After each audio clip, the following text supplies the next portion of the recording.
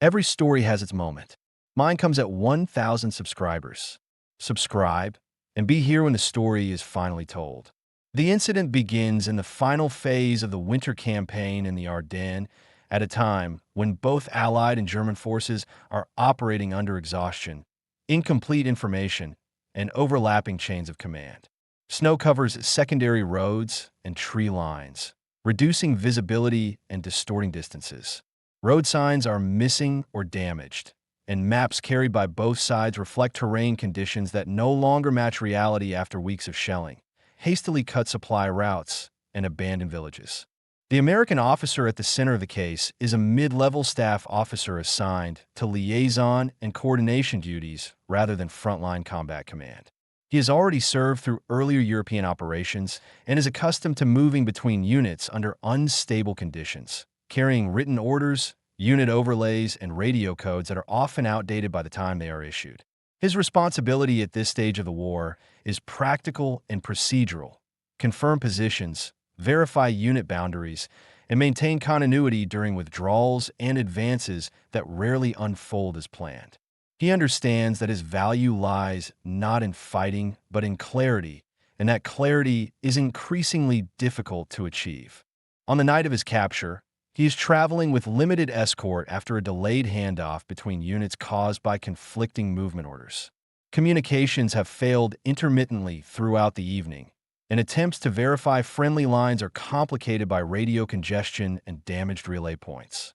The officer is aware that he is operating close to uncertain territory, but delaying movement carries its own risk. His decision to proceed is not impulsive. It reflects the pressure placed on staff officers to keep pace with rapidly changing conditions, even when certainty is unavailable. The German unit that encounters him is a screening element operating beyond its original assignment, tasked with identifying Allied movements during a period of withdrawal and regrouping.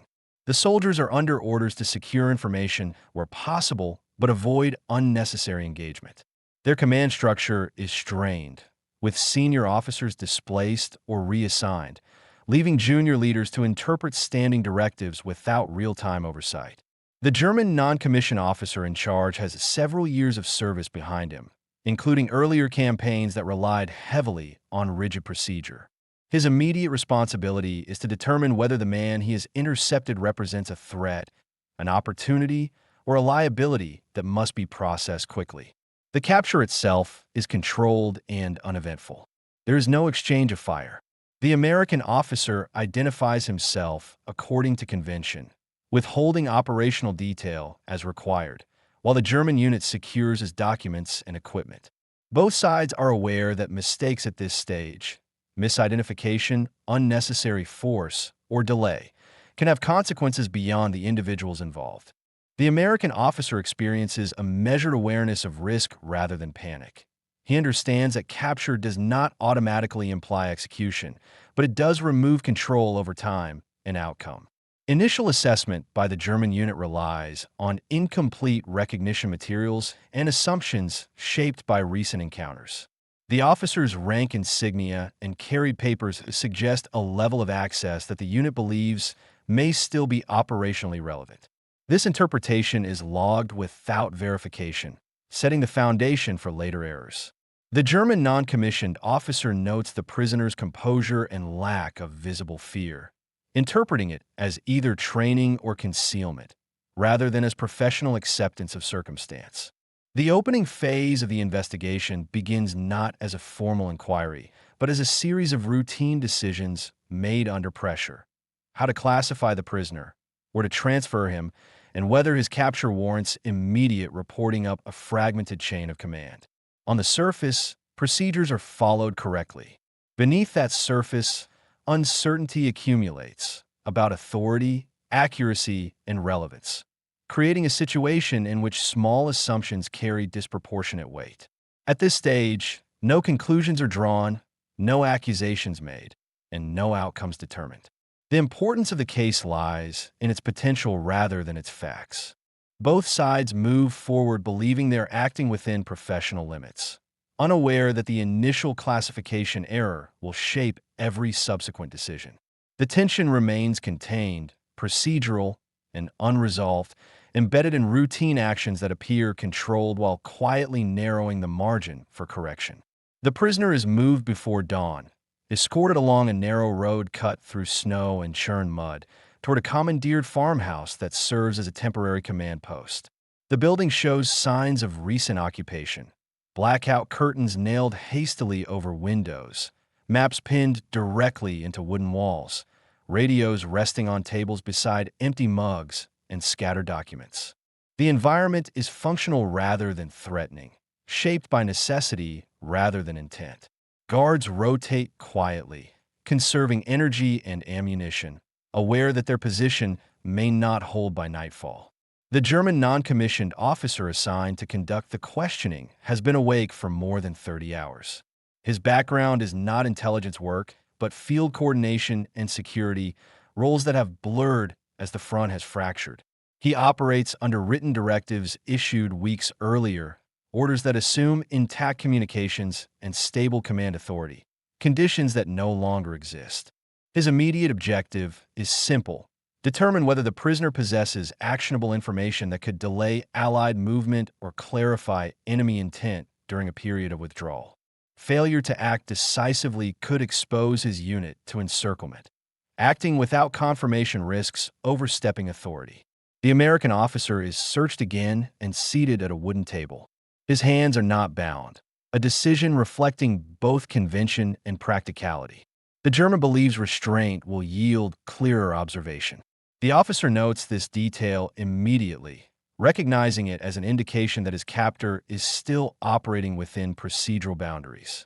His own posture remains neutral. He understands the framework of interrogation under the laws of war and is conscious of the narrow margin between cooperation and self-incrimination. His experience has taught him that consistency and calm reduce suspicion more effectively than resistance. Questions begin with identification and assignment, progressing toward unit locations and command relationships. The American answers within regulation, providing name, rank, and serial number, while withholding operational detail. The exchange remains controlled, but tension increases as responses fail to confirm assumptions already recorded in field notes. The German non-commissioned officer senses time slipping. Reports from adjacent units are delayed or contradictory, and radio traffic suggests movement he cannot verify. The pressure to produce clarity becomes personal, tied to his responsibility for the men outside the building. At this point, he escalates. The action is deliberate rather than emotional. He removes his sidearm and places it against the American officer's head, applying pressure without raising his voice. The gesture is intended to force a reaction that can be interpreted: fear, defiance, hesitation, anything that might signal concealed knowledge. It is a method he has seen used before, sanctioned implicitly by circumstance, if not explicitly by command. The American officer laughs, quietly but audibly. The sound is brief and controlled, devoid of mockery. His reaction is rooted in professional calculation rather than courage or despair. He understands that the threat exceeds the interrogator's actual authority and that execution would complicate, not resolve, the situation. The laugh reflects recognition of that limit. Internally, he feels the weight of risk, but also a steady acceptance that compliance beyond regulation would endanger others without improving his own chances. The German freezes for a moment, unsettled not by defiance but by the absence of fear. He lowers the weapon slightly, reassessing. The prisoner's response does not fit expected patterns. It suggests either ignorance or confidence that the threat is hollow. Neither interpretation provides the clarity he needs. He records the behavior in his notes as non-cooperative but controlled, a description that preserves procedure while masking uncertainty. The interrogation ends without resolution. The prisoner is returned to holding under guard, and a non-commissioned officer files a preliminary report based on assumptions rather than confirmation. He believes he has encountered a trained staff officer withholding information under discipline, unaware that the man's knowledge is already outdated by events beyond both their control. The decision to escalate has produced no intelligence, only a documented reaction that will later be misread. By the time the command post prepares to relocate again, the moment has already passed into record. No further pressure is applied, not out of restraint, but because circumstances move faster than authority can adjust. What remains is a written account that carries more weight than the exchange itself, shaping decisions that neither participant will witness directly, while both continue forward under the quiet strain of choices made without certainty. By mid-morning, the prisoner's file moves upward through a weakened chain of command, carried by a courier who understands that paperwork now travels faster than orders. The notes are brief, factual in tone, and shaped by the need to appear decisive. They describe a captured American staff officer composed under threat, refusing to provide confirmation of unit locations. There is no context beyond the exchange itself, no reference to the age of the information the officer might possess, and no indication that the interrogator's authority was limited by the absence of senior oversight. At divisional headquarters, the report is reviewed alongside fragmentary situation updates. The officers reading it are operating with maps marked by erasures and pencil corrections layered over older print, each revision reflecting assumptions made under pressure. They are aware that their understanding of Allied movement is incomplete, but the presence of a captured staff officer suggests an opportunity to impose structure on uncertainty. The prisoner's recorded composure is interpreted as evidence of training in deception rather than as procedural restraint or lack of current knowledge. The intelligence officer responsible for synthesis has spent weeks attempting to reconcile conflicting reconnaissance reports. His background is analytical rather than operational, and he relies heavily on patterns drawn from earlier phases of the war, when front lines were more coherent and command authority more intact. Faced with the interrogation summary, he infers the existence of a nearby headquarters element coordinating a larger movement. The inference fills a gap in the map, providing a target where none had been confirmed. Orders are issued to adjust reconnaissance priorities. A platoon already fatigued by night movement is redirected toward terrain identified in the analysis as likely to conceal command elements. The decision is framed as precautionary, intended to confirm or deny the presence of higher-value targets. No one questions the underlying assumption that the prisoner's silence is intentional concealment rather than irrelevance. The mechanism of error is procedural. A single interpretation becomes accepted because it aligns with the need for clarity. As the reconnaissance unit moves, its absence creates a thinning of coverage along a secondary axis. This gap is not immediately visible on headquarters maps, which lag behind reality by several hours. Reports from adjacent units warning of increased Allied pressure are delayed by damaged lines and competing traffic. The command staff remains focused on the inferred threat, confident that reallocating limited assets is justified by the apparent importance of the prisoner's behavior. Meanwhile, the American officer remains under guard, unaware that his recorded reaction has acquired meaning beyond the room in which it occurred. He spends the day considering the limits of what he knows, reviewing in his mind the last confirmed positions he carried and recognizing how quickly those details lose relevance in a fluid battle. His concern is not for himself, but for the possibility that incorrect assumptions might be drawn from his capture. He has no means to correct them. By late afternoon, contact reports indicate Allied movement through the sector left lightly observed. The connection between this development and the earlier redeployment is not immediately recognized. Staff officers attribute the breakthrough to expected pressure rather than to their own misallocation of reconnaissance. The interrogation summary remains on the table, its influence unchallenged, reinforcing the belief that the prisoner represents a concealed threat rather than a procedural anomaly. The error solidifies not through dramatic failure, but through routine acceptance. Decisions made to resolve uncertainty instead amplify it, and responsibility disperses across desks and directives. The prisoner's silence, recorded without context, becomes a fixed point in an otherwise shifting picture. By the time the consequences begin to register, the chain of reasoning that produced them is already embedded in reports, orders, and assumptions that no longer invite reconsideration. The transition comes quietly, without a formal handover or declaration. German elements withdraw under pressure, abandoning positions and stages rather than collapse, leaving behind equipment selected by necessity rather than intent. When Allied patrols enter the area, they encounter signs of hurried departure: maps torn from walls, radios smashed beyond repair, and papers stuffed into drawers or scattered across floors where they were deemed too heavy or too ambiguous to carry. The farmhouse that once served as a command post is empty, its blackout curtains still in place, its tables marked by candle wax and boot prints. An American infantry unit secures the site first, following standard clearing procedures before reporting the discovery of documents and holding areas. The prisoner is located nearby, alive, guarded by soldiers who surrendered without resistance once their isolation became clear.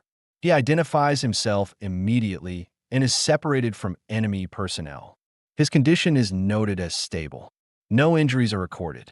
His demeanor remains controlled, but fatigue is evident in his posture and speech. He asks only whether his capture has been reported accurately, a question that receives no immediate answer. Within hours, personnel from the Allied Counterintelligence Corps arrive to secure the site and inventory materials. Their role is investigative rather than tactical, and their approach reflects that distinction. Each document is cataloged, each handwritten note photographed before removal. The interrogation summary is recovered intact, along with transfer slips and routing notes that clarify how information moved through the German command structure. None of the documents indicate intent to violate prisoner protocols. Instead, they reveal a reliance on assumptions shaped by urgency. The counterintelligence officer assigned to the case has prior experience in reconstructing events from partial records. His responsibility is not to assign blame, but to establish sequence and causality. He interviews the American officer first, focusing on timing, treatment, and the exact wording of questions asked. The officer's responses are precise. He describes the interrogation without embellishment, emphasizing what he did not know as much as what he withheld. He makes clear that the information he carried was already obsolete at the time of capture, a consequence of delayed updates and fragmented communication. Parallel interviews are conducted with captured German personnel, including the non-commissioned officer who led the questioning.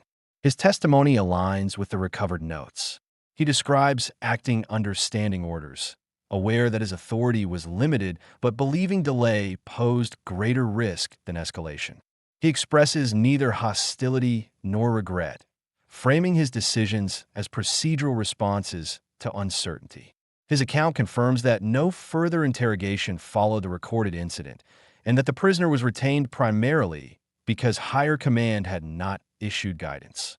As records are compared, a broader picture emerges. Maps found on site include terrain references carried over from pre-war and early war sources, some based on administrative boundaries no longer relevant to current operations. Allied investigators recognize similar discrepancies in their own materials. The capture is traced to a convergence of navigation error, outdated overlays, and pressure to maintain continuity despite unreliable information. The investigation shifts from individual conduct to systemic failure. The American officer is formally debriefed and cleared of any procedural violation. He is informed that his reaction during interrogation has been documented, but not judged as misconduct. The relief he feels is restrained. He understands that the consequences of the misinterpretation have already unfolded beyond his control. His concern centers on whether corrective measures will follow, rather than on personal outcome. By the end of the day, the farmhouse is emptied, its contents sealed and transported for further review. The site itself loses significance, reduced to a location marker in a growing file. What remains active is the process of reconstruction, timelines aligned, assumptions questioned, and responsibility examined without urgency. The investigation has moved from the field to the record, narrowing its focus while expanding its implications, setting the conditions for resolution grounded not in confrontation, but in acknowledgement of limits under sustained pressure. The investigation moves from recovered sites to structured review, carried forward by officers whose responsibility is to determine what failed and why, rather than who should be punished. Files assembled from the farmhouse, unit logs, and prisoner statements are consolidated into a single case record. Each document is dated, cross-referenced, and placed into sequence. The emphasis is on causality. Decisions are examined in the order they were made, without the benefit of hindsight, to determine whether actions aligned with the authority and information available at the time. The American officer is called in for a second debrief, this time in a controlled administrative setting rather than the field. He is asked to account for his movements prior to capture in detail, routes taken, orders received, and the timing of delayed communications. He explains the operational environment in which staff officers were expected to move independently to preserve coordination, even when boundaries were unclear. He acknowledges the risk he accepted and the judgment he exercised, noting that hesitation would have created its own failure. His testimony confirms that no single decision stands out as reckless, only constrained by imperfect information. German personnel are questioned separately, under guard but without hostility. The non-commissioned officer who conducted the interrogation is presented with a compiled record, including higher-level interpretations derived from his notes. He is visibly unsettled by the realization that his procedural report carried influence far beyond his intent. He explains his reasoning again, emphasizing the absence of guidance from above and the pressure to act before withdrawal made any effort irrelevant. He does not deny the escalation, but frames it as a sanctioned method within a collapsing structure. Investigators note consistency rather than contradiction. Legal officers review the case alongside established conventions governing prisoner treatment and interrogation. They find no evidence of unlawful killing, physical abuse, or deviation from standing rules that would justify formal charges. The threat with a weapon is classified as coercive but not escalated beyond what doctrine at the time ambiguously permitted under battlefield conditions. This determination is recorded carefully, with language that reflects discomfort rather than approval. The conclusion is procedural. Authority was strained, not abused. Attention shifts to command responsibility. Analysts identify that outdated maps and inherited administrative references, some tracing back to pre-war or colonial-era survey systems, remained embedded in logistics and movement planning. These inaccuracies contributed directly to misrouting, misidentification, and the assumptions that followed the capture. The error is institutional, sustained by habit and necessity rather than intent. Corrective memoranda are drafted, recommending immediate revision of overlays and stricter verification before intelligence conclusions are accepted. The American officer is informed of the findings in person. He listens without interruption, absorbing the explanation that his conduct is not under question and that the incident will be recorded as a convergence of systemic failures. His reaction is reserved. There is no sense of vindication, only confirmation that his instincts during interrogation aligned with professional expectation. He asks whether changes will be implemented before the war's end. The answer is measured but affirmative. By the close of the review, the case no longer centers on confrontation between captor and captive. It becomes a documented example used in briefings and internal education, illustrating how procedural escalation and assumption-based analysis can distort reality under pressure. No medals are awarded. No reprimands are issued. What remains is a record adjusted to reflect limits of authority, the cost of urgency, and the necessity of restraint when certainty is unavailable. The process moves toward closure not through retribution, but through acknowledgement and correction. With the review complete, the case transitions into its final administrative phase, where findings are converted into directives rather than judgments. Revised guidance is circulated through allied channels, clarifying limits of interrogation authority, reinforcing the distinction between perceived composure and deliberate deception, and requiring confirmation from multiple sources before prisoner behavior is treated as intelligence. These changes are issued without ceremony, folded into routine updates that acknowledge the reality of late war conditions rather than idealized procedure. The American officer is reassigned quietly, returning to coordination duties with a shortened briefing and no formal notation attached to his service record beyond the factual entry of capture and release. He resumes work with an awareness sharpened by experience, more attentive to how quickly written assumptions can acquire momentum. His conduct remains measured. He carries no visible resentment toward his captors and no expectation of recognition.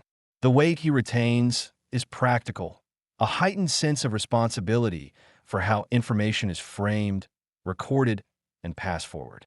The German non-commissioned officer is processed through standard prisoner channels.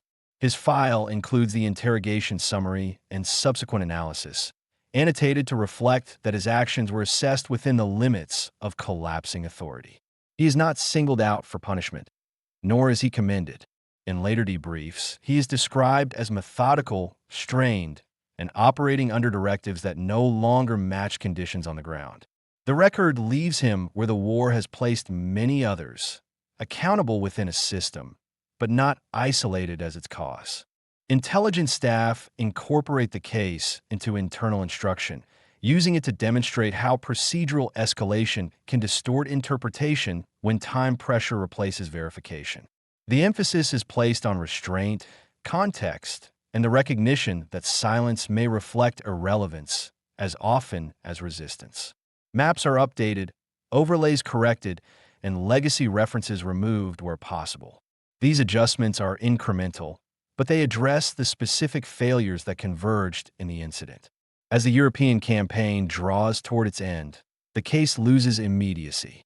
It is no longer referenced in daily briefings, appearing instead in compiled reports intended for post-war analysis. Its value lies not in outcome, but in clarity. No unlawful killing occurred, no decisive intelligence was gained, and no individual action alone altered the course of events. The investigation resolves into a documented acknowledgement of limits, of authority, of knowledge, and of control under sustained pressure. The final entry closes the file with language that is precise and restrained. It notes that survival in this instance was shaped by professional discipline on both sides, and that the absence of escalation proved more consequential than any threat issued or resisted. When the documents are archived, the case becomes one among many, defined not by drama, but by resolution achieved through procedure, correction, and the quiet acceptance of responsibility in the final months of the war.